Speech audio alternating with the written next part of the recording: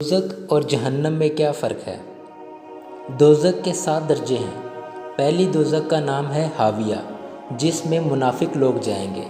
منافق وہ ہوتے ہیں جو کہتے ہیں ہم مسلمان ہیں لیکن ان کے دل میں کفر ہوتا ہے۔ دوسری دوزخ کا نام ہے جہنم، جس میں مشرک لوگ جائیں گے۔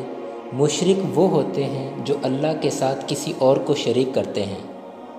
تیسری دوزخ کا نام ہے سقر، جس میں وہ لوگ جائیں گے جو تاروں اور آگ کی پوجا کرتے ہیں۔ چوتھی دوزخ کا نام ہے لظا، جس میں شیطان اور اس کے تابعدار جائیں گے۔ پانچویں دوزخ کا نام ہے حطامہ، جس میں یہودی جائیں گے۔ چھٹی دوزخ کا نام ہے سعیر، جس میں عیسائی جائیں گے جو حضرت عیسیٰ علیہ السلام کو اللہ کا بیٹا مانتے ہیں۔ ساتویں دوزخ کا نام ہے جہنم، جس میں حضور صلی اللہ علیہ وسلم کے گناہ گار امتی جائیں گے۔